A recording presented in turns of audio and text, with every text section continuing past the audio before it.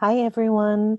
My name is Jennifer, and I work with a lot of your parents or your aunts and uncles, or I'm friends with your parents or aunts and uncles or other friends. And we're all going through pretty interesting times right now.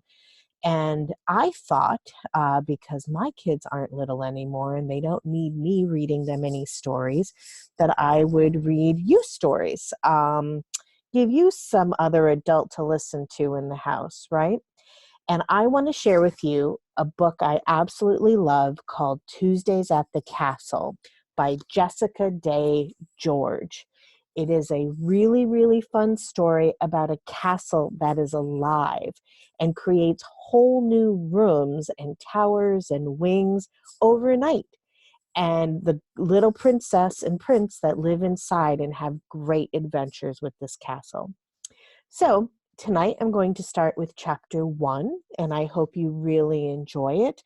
And let me know what you think, or if you have other requests, um, except Harry Potter, because those books are very, very long, and hopefully this will all be a memory long before we get to Harry Potter.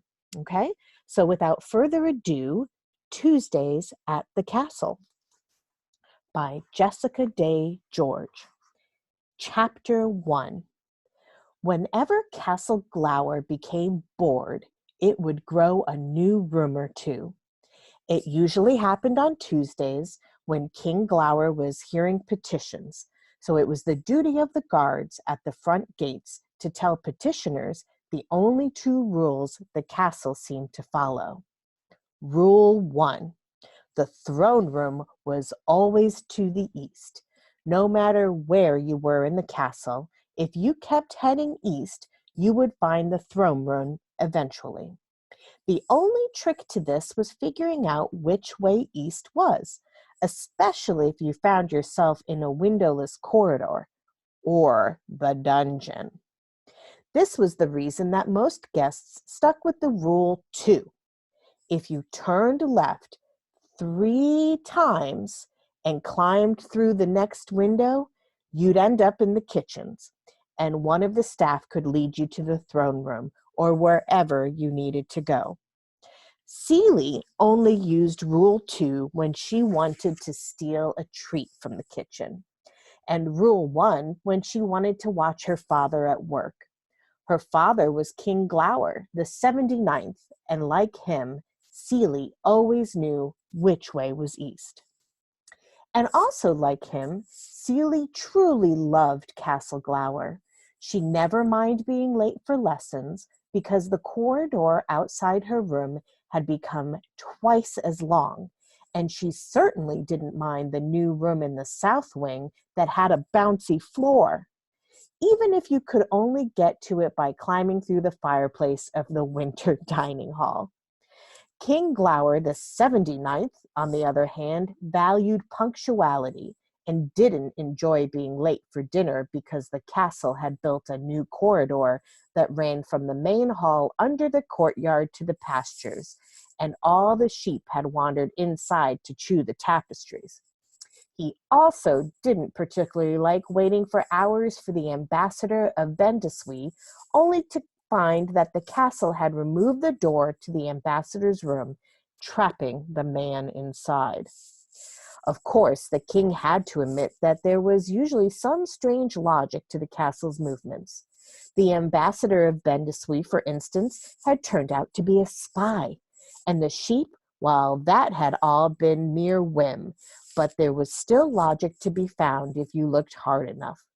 King Glower admitted this freely, and he made it clear that he respected the castle.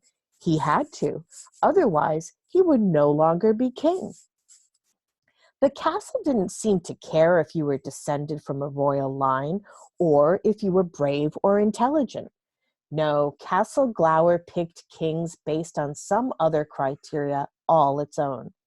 Celie's father, Glower the 79th, was the 10th in their family to bear that name, a matter of tremendous pride throughout the land.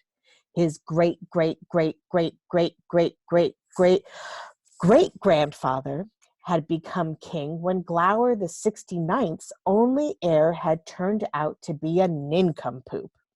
Legend had it that the castle had repeatedly steered the old king's barber to the throne room via a changing series of corridors for days until the royal council had him declared the next king, while the young man who should have been Glower the 70th found himself head down in a haystack after having been forcibly ejected from the castle through the water closet. King Glower the 79th, lord of the castle, master of the brine sea, and sovereign of the land of slain, knew when to leave well enough alone. He married the beautiful daughter of the royal wizard when the castle guided them into the same room and then sealed the doors for a day. He paid attention when Castle gave people larger rooms or softer chairs. When his older son Bran kept finding his room full of books and astrolabes, while his second son Rolf's bedroom was moved next to the throne room, King Glower sent Bran to the College of Wizardry and declared Rolf his heir. And when little Seelie was sick and the castle filled her room with flowers, King Glower agreed with it. Everybody loved Seelie, the fourth and most delightful of the royal children. So there you go. That is chapter 1. Now, there may have been a couple of words in that chapter that you might not recognize depending on how old you are. So one of them, which we used quite a bit, was corridor, and that is spelled Corridor. And a corridor is a hallway. Do you have a hallway in your house? I bet you do. I bet you like running up and down it, being stuck inside right now, don't you? Well, you be safe and listen to mom and dad. But that's what a corridor is. And ejected. Do you know what ejected means? It means to be pushed out of something. So when Glower the 70th found himself head down in a haystack, having been forcibly ejected from the castle through the water closet, he was pushed out through the water closet. And a water closet is an old-fashioned name for a bathroom. Can you imagine being forcibly ejected through your bathroom? That castle really did not like that king. So that is chapter 1 of Tuesdays at the Castle. I hope you will join me tomorrow night for chapter 2. Have a great day.